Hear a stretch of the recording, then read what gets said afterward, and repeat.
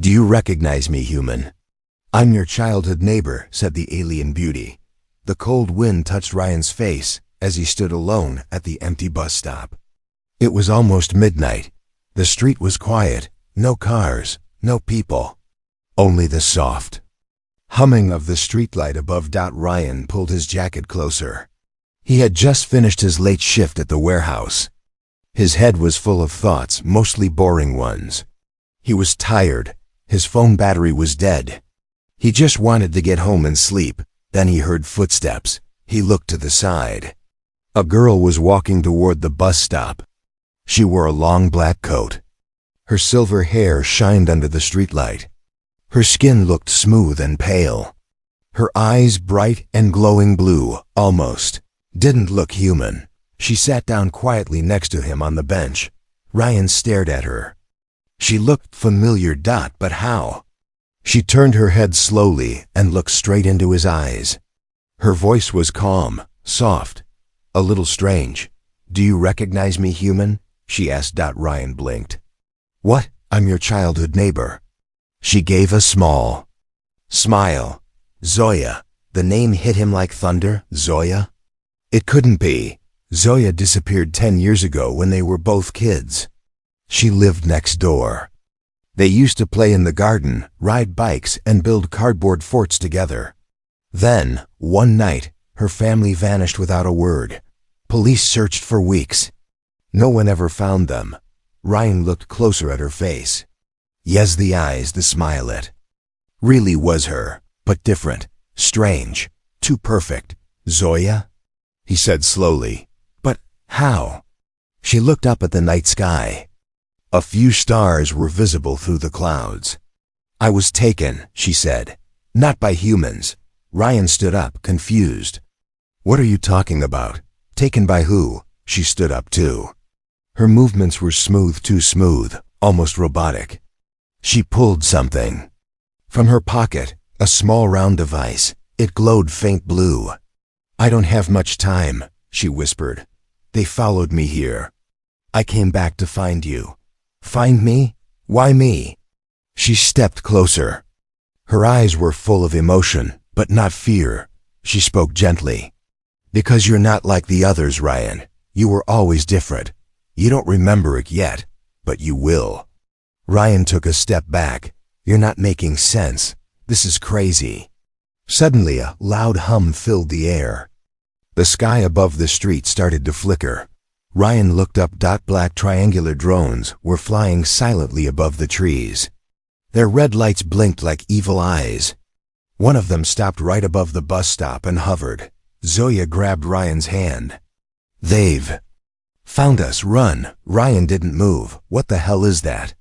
Zoya raised the glowing device and pointed it at the drone. A bright flash shot up. Boom! The drone sparked and fell to the ground, burning. More drones came. Zoya pulled Ryan harder. "Move!" They ran down the street, through the park, between trees and old fences. Ryan's heart was beating fast. His mind was racing. Was this real? Who was Zoya now? And why did he feel like something deep inside him was starting to wake up? They stopped under a bridge, breathing hard. Ryan looked at her. Her silver hair was glowing softly in the dark. "Tell me the truth," he said. "What are you?" Zoya looked straight into his eyes again. "I'm not fully human anymore," she said. "And neither are you." Ryan stepped back. "What?" "You were chosen before. You were born," she said. "Your father was one of them. That's why they want you." "Them? Who's them?" Before she could answer, a deep sound filled the air. The ground shook. Lights appeared behind them, more drones. Bigger ones. Zoya turned to Ryan. "You have to remember soon. Your life and Earth depends on it." She pressed the glowing device into his hand. "Hold this. Trust your instincts. And follow me." She ran toward the forest. Ryan looked at the device in his hand. It felt warm, almost alive. He took one last look at the sky, then ran after her. The night had just begun. The forest was cold, wet, and full of shadows. Ryan ran as fast as he could. following the strange girl who used to be his neighbor, Zoya. Branches hit his face. His legs ached, but he didn't stop. Not after what he had just seen. The black drones were still in the sky. He could hear their low hum above the trees. Red lights moved through the darkness like hunting eyes. Zoya didn't look back. Her silver hair floated behind her, glowing faintly. She moved fast, like she knew every tree, every turn. Ryan could barely keep up. The small glowing device she gave him pulsed in his hand, like a second heartbeat. Finally, they stopped near a hill. Zoya placed her hand on the side of a large rock. A hidden door opened with a quiet hiss. Ryan stared at it. "What is this place?" Zoya didn't answer. She grabbed his arm and pulled him inside. The door closed behind them, and the forest disappeared. They were now in a tunnel, metal walls, dim blue lights, silent as a grave. Ryan had never seen anything like it. He took a deep breath. "Zoya, I need answers. Now what's happening?" She looked at him, serious and calm. "You are in danger, Ryan. Real danger. And Earth doesn't even know it. Danger from who? The drones? What do they want?" "They work for something called the Unity," she said. "A massive alien empire. Cold, controlling. They believe in one rule, one voice, one mind." Ryan tried to laugh, but it came out shaky. "You're saying aliens are real, and you what joined them?" "I was taken when I was a child," Zoya said. "The night I disappeared. They found something inside me. Something not fully human. Just like you." He stared at her. "That's insane." She shook her head. "You don't remember. But your father wasn't human, Ryan. He hid it. You're part of something. Older." The words hit him hard. Memories flashed: his father's strange drawings, his quiet late-night talks, his sudden death in a car crash. Things he had always thought were just odd. Now they felt like missing pieces. Zoya stepped closer. "I escaped the Unity. I came back for you, because they're coming. Not just for you, but for Earth. And you're the only one who can stop them." Ryan backed away. "I'm nobody. I work at a warehouse. I'm not special." Zoya raised her hand. The air around her shimmered. A small silver drone flew out of her coat and hovered above her palm. "Neither was I," she said softly. "Until I remembered what I was made for." The tunnel shook slightly. Zoya's drone beeped. "They're near," she said. "We have to move." They followed the tunnel until they reached a steel door. It opened to a hidden underground room filled with strange equipment, glowing maps, floating screens, alien writing. Ryan stepped forward. His fingers brushed a control panel. The screen lit up. Zoya's eyes widened. "It's reacting to you." Ryan pulled his hand back. "What does it mean?" "It means the system recognizes your blood," she said. "This tech, it's from your father's people." Before Ryan could respond, the glowing device in his pocket buzzed hard. A warning sound echoed through the room. Zoya looked up. They found the entrance. "We need to go now." Ryan's heart raced. "Go where?" She handed him a small black disc. "To the only place where they can't find us. But it's not on land." He looked at the disc. It showed a map, moving lines, coordinates, waves. It was pointing to the ocean. Wyatt touched his arm. "You wanted answers. They're underwater." Just then, a loud crash echoed behind them. The door burst open. Red lights filled the tunnel. Zoya grabbed his hand again. "No more running, Ryan. It's time to fight back." And together, they ran deeper into the unknown. The sound of machines echoed behind them, louder now, faster. Ryan's breath was heavy, his legs tired, but he followed Zoya without question. They rushed through metal tunnels, doors sliding open and shut as they passed. The underground base felt alive, like it was watching them. Finally, Zoya stopped at a wall that looked solid. She placed both hands on it.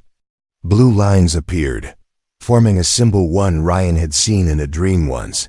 though he didn't understand how. The wall opened, like a mouth, revealing a narrow tunnel made of stone, not metal.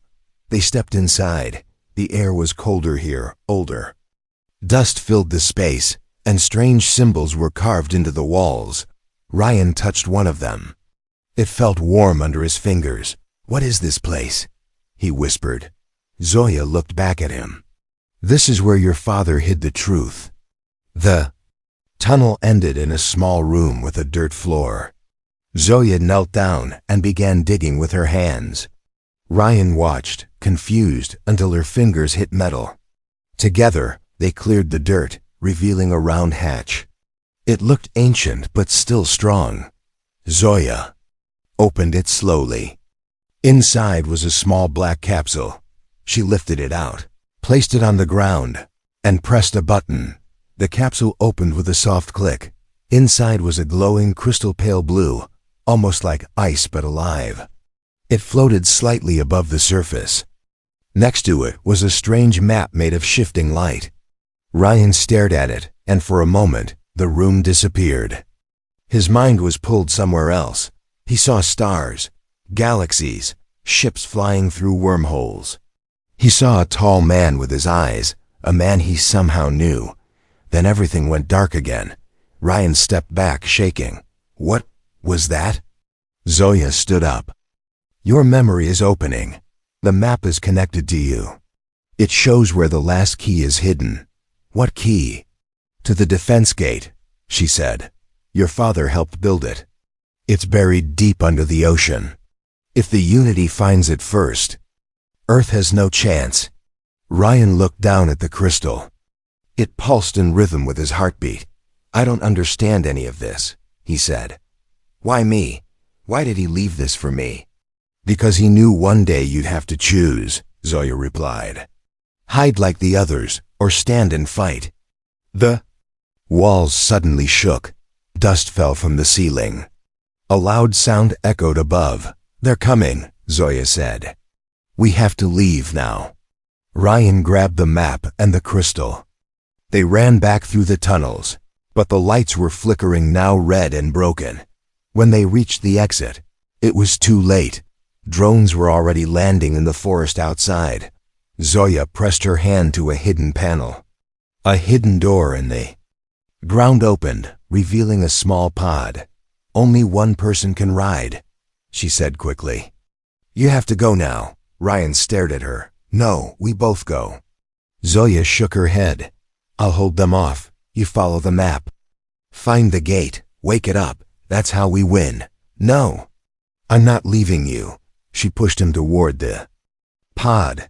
Her eyes were glowing now, not just from tech, but with something deeper. "Trust me, Ryan," she said. "You were born for this." The pod closed around him before he could say another word. A sharp sound rang out. The pod launched through a hidden tunnel metal, turning to stone. Then to water. It shot out into the ocean like a bullet. Ryan screamed, but not from fear. Something inside him had changed. Something old. Something powerful. He held the map and the crystal tight. He didn't know what he was anymore. But he knew this. He wasn't just running. He was going to find the truth. And if the Unity wanted Earth, they'd have to go through him. The ocean swallowed the pod without sound. Cold darkness pressed against the glass, but inside, Ryan sat in silence. His heart was loud. The glowing map floated in the air, spinning slowly. Strange symbols lit up one by one, showing a path deeper into the sea. He wasn't sure how the pod moved, but it was fast gliding through black water like a shadow. Schools of glowing fish darted away as it passed. Once, something huge swam beside him, too fast to see clearly. Its eye was bigger than the pod window. Ryan didn't blink. Minutes passed. Or maybe hours. Time felt different here. Suddenly the pod slowed down. A soft hum began, and the map turned red. Ryan leaned closer. Outside, in the distance, he saw lights green, blue, and white, blinking in strange patterns. The lights were moving, and then he realized they were not lights, they were machines. Robotic sea creatures floated through the water like silent sharks. Some looked like snakes, some like giant metal jellyfish. All of them were patrolling the area ahead. Ryan's hand moved on its own. He pressed a symbol glowing on the map. The pod's lights turned off. Everything went dark. The pod sank lower, slipping under the machines like a ghost. Then the floor of the ocean opened. Not cracked open. A circle of rocks pulled apart, revealing a giant gate buried in the seabed. It glowed with the same pale blue as the crystal in Ryan's bag. The gate was not human. It was alive. The pod stopped just above it. Ryan stepped out, standing on the ocean floor. But he wasn't drowning. Some kind of invisible field surrounded him. He could breathe, walk, even feel warmth. He didn't ask how. He just moved forward. The gate called to him. It pulled him. His footsteps echoed, even underwater. As he approached, the center of the gate spun open. A tall figure appeared, hologram, memory, or something else. The figure looked like his father, but older, stronger. "You have returned," the figure said. "Hybrid child." Ryan tried to speak, but no words came. The figure raised a hand. The crystal floated out of Ryan's bag and into the gate. A sound echoed deep and old. The ocean shook. All the machines above stopped moving. For 1 second, the sea went silent. Then everything turned bright. Walls of light formed around the gate, revealing a hidden city beneath the ocean floor. Towers, bridges, glowing domes, all covered in strange markings.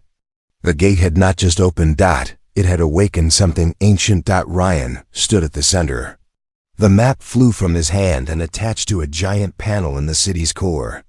The crystal sank into it like a key. Then came a voice, this time not from the figure, but from the city itself. "Final defender located. Activation complete."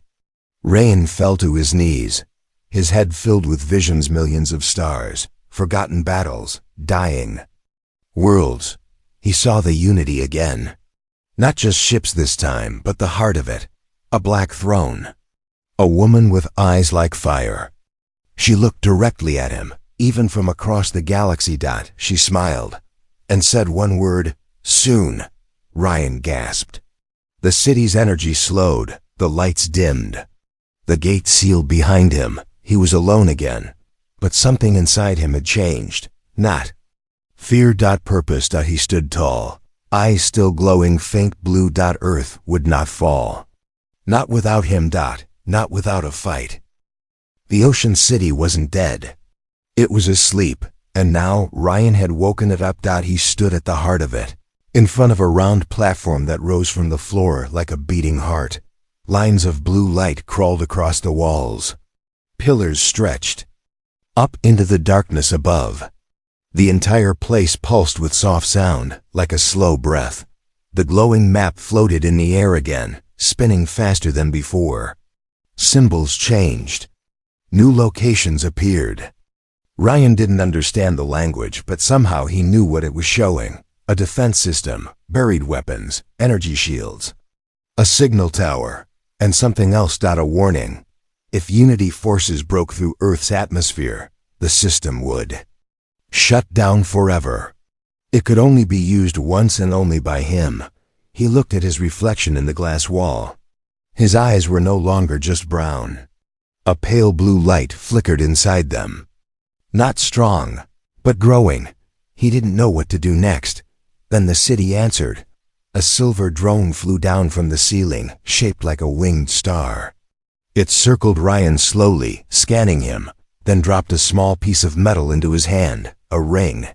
He slipped it onto his finger. The city reacted immediately. Lights changed color. The walls shifted, opening paths to deeper chambers. It was showing him everything. History, secrets, truth. Ryan saw flashes his father standing in this same place. Years ago, planting the crystal. Zoya as a child, glowing in a tank, being tested by Unity scientists. Other hybrids. Some escaped. Most didn't. And Earth. Earth had been watched for centuries. Humans were too wild, too emotional, too free. That made them dangerous. That made them a target. Ryan clenched his fists, so that was it. They wanted to control Earth because they feared what humans could become. Suddenly, a sharp beep echoed through the chamber. A live message. Zoya's face appeared above the platform, tired, bruised, but alive. She was hiding in a ruined factory somewhere on land. Her voice came through the air like a whisper. "Ryan, they know. They know you activated the gate. They're moving fast. You have maybe one day before they arrive in full force. You have to use what's down there. You have to be ready." He reached toward the image. "Zoya, are you safe?" "I thought, I'm okay," she said quickly. "I escaped, but Earth's governments won't believe us. Not until they see the ships in the sky. By then, it'll be too late." The image glitched. Her voice faded, replaced by static, then silence. The lights in the city dimmed. Again, Ryan looked up. The countdown had begun. He moved through the glowing halls, led by the drone. Room after room unlocked around him, rooms full of weapons he didn't understand. Tech that moved when he looked at it, screens that responded to his voice. He wasn't trained for this, but the city didn't care.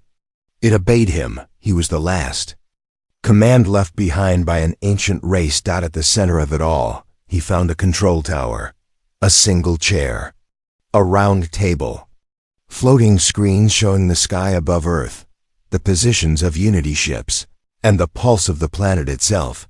He sat down. The ring on his finger melted into his skin. The system powered up. Ryan closed his eyes.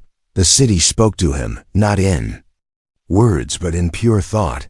He saw every coast, every mountain, every city. He felt the hum of satellites, the rhythm of ocean currents, even the breath of birds in the trees. Earth was alive, and it trusted him now. But just as he felt peace, a shadow moved through the vision. Ships, black and massive. Dozens. Hundreds. They were coming. And leading them, in the largest ship of all, was the woman with the fire in her eyes. She looked at Ryan through the vision again. This time, she spoke clearly. "Your father knelt before me. Will you?" Ryan opened his eyes. "No." He whispered. Then louder. "No." And the city answered. The shields powered on. The sky above Earth began to change. Old weapons, long hidden, rose from the seas and deserts like giants waking from deep sleep. And Ryan, just a warehouse worker days ago, was no longer afraid. He wasn't ready, but he was here. And that was enough. The sky tore open like paper. The first Unity ship arrived without sound. It floated just above Earth's clouds, casting a shadow over an entire city. Its surface was black glass, smooth and endless, with no engines or windows. Just presence. Just fear. Then came the others. One by one, they broke through the upper sky like falling stars. No warning, no message. Just pressure. As if the air itself had stopped breathing. People looked up. They dropped phones. Cars crashed. Sirens began to cry. And deep beneath the sea, in a chamber older than any nation, Ryan felt them. The chair around him glowed brighter. His skin burned with light. The ring had become part of him now, connected to every system in the city. He wasn't just seeing the ships, he was feeling them. Each one like a needle against the planet's skin. He spoke softly. "Activate outer defenses." Above him, in orbit, satellites that had slept for centuries opened their eyes. Earth's sky changed. Lines of energy curved across the atmosphere, forming a soft blue net. The first line of protection. It wouldn't be enough. Unity ship scanned. The net paused, then fired. The sky cracked with silence. Beams of light cut through the clouds like invisible blades. The net held for now, but barely. Ryan's vision split. One eye still saw the room around him, but the other saw the battlefield. He saw every ship, every heat signature, every drone. He felt each heartbeat on Earth, and one of them burned brighter than the rest. Zoya. She was running again, leading a small group through an old power station on the edge of the city. She was wounded but alive, her voice shouting orders through a broken radio. Ryan reached out through the system, and for a second, she heard him. Zoya. She stopped. Her eyes widened. Ryan, you're in the grid? I see you. You activated it? He didn't answer. She already knew. Listen, she said. They're not here just to take you. The Unity Queen is here, herself. Ryan felt a sharp pulse in his head. A new connection. A voice, cold and perfect, entered. His mind like a blade dipped in honey. I told you I would come, child. He stood. The chamber shook. The sea above churned. Ryan raised his hand. The city responded. Pillars of light burst from the ocean around the globe. Energy towers, long hidden, roared to life. The planet was no longer silent, and humans confused. Afraid, but watching began to understand. Something had changed. All over the world, screens lit up with a strange symbol. News drones captured the sky defenses powering on. The broken moon relay, lost decades ago, blinked awake. Every nation saw it.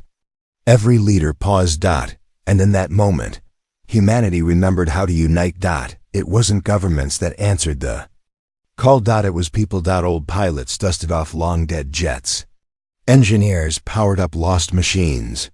Soldiers who had no orders joined civilians in gathering points. Someone gave Ryan a name across the world. Sky Commander. He didn't like it, but he accepted it. Open comes, he said to the city. His voice spread across radio, satellites and screens. My name is Ryan, he said. I am one of you. I was just a man, a worker, a neighbor, but now I see the truth. Earth is more than a planet. It's alive, it matters, and it needs you. People listened. Help if you can. Fight if you must. But whatever happens next, we face it together. The message ended. The first Unity ship broke through the net. It came fast. Ryan raised his hand. And Earth fired back. The blast came from deep in the sea. A white beam shot through clouds, cutting the ship in two. No sound, just light, then silence. Cheers broke out across cities. People shouted in the streets. Not out of joy. But hope. Zoya looked up from the ground, blood on her face, a smile in her eyes. Ryan breathed in. One ship down, hundreds left, and the voice in his head spoke again. You fight well. But I wonder, human. A pause. What will you do when I offer you your father's life in return for surrender? Ryan closed his eyes. He didn't answer, not yet, but he knew one thing. The final choice was coming. Everything was quiet just before it began again. Ryan stood at the edge of the ancient command platform, the ocean city humming softly around him. Above, the world was burning and silence. Flashes of light marked every battle in the sky. The defense towers he had activated were holding, but barely. Earth was fighting back. Humanity was not kneeling, and yet the question stayed in his mind. What if she was telling the truth? The Unity Queen's voice had vanished for now, but her final message echoed inside him. Your father's life for your surrender. Was it a trick? His father had died in a crash when Ryan was 10. But the memory always felt wrong, too clean, too sudden. The dreams Ryan had since childhood. The visions, were they warnings, clues? What if his father had never died? The city gave him no answers, but the gate behind him began to shift. A new path opened in the floor stairs, descending into darkness. A whisper in his bones told him. Follow. He moved slowly, each step lit by soft pulses of blue light. The tunnel was cold. At the end, a room waited. A single chair stood in the center. And in that chair sat a man, older, thin, quiet, but the eyes, the same eyes Ryan saw every time he looked in the mirror. His heart froze. The man looked up. Saw it nothing. Ryan walked closer. His mouth moved, but the word felt broken. Dad? The man nodded once. I thought you were dead. I was taken, he said simply. Just like Zoya, but I didn't escape. Ryan felt the room closing. Why didn't you come back? I tried. But they found out about you. They said if I stayed quiet, you'd live free. Ryan stepped back. So you chose to disappear. I chose to protect you, his father said. Now they offer me back for your silence. Don't take the deal, Ryan. Ryan blinked. You know about the offer? They always give the same one. Something you love for something they fear. Silence fell again. Then the chamber cracked with light. The Unity Queen stepped into the room, not in flesh, but as a towering image of fire and shadow. Her voice was soft and cold. You've seen the cost. One life for peace. One word from you, and Earth is ours to protect. No more war. Your father returns. Humanity survives. Ryan didn't move. She stepped closer. You were never meant to be a soldier, Ryan. You were meant to become one of us. A leader. A guide. His father's voice cut through. She's lying. The Queen didn't blink.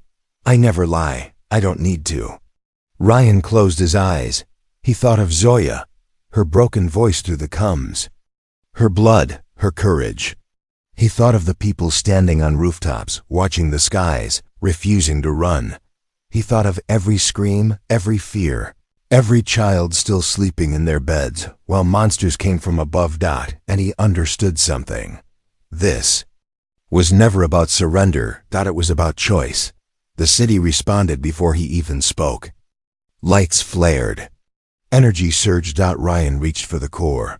I choose Earth, he said. He grabbed the final switch. A white wave of power blasted through the city, through the ocean, up into the sky. A signal burst through every satellite, across every ship, every human device, and something ancient awoke. The Unity ships, mid-attack, frozen place. Their systems cracked. Their power dimmed. Ryan had not just activated weapons.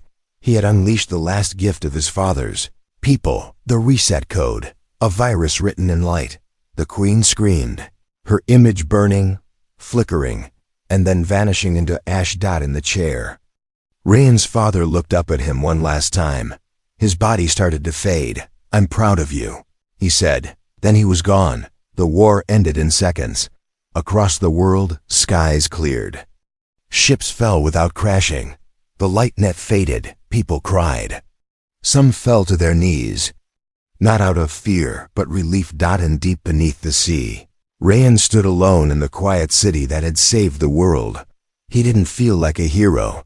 He just felt human. Much later, when the world was healing, when the stories became legends, when children played games pretending to be the boy who stopped the stars, Ryan sat beside Zoya. Again, not at a bus stop this time, but under the open sky. She leaned, her head on his shoulder.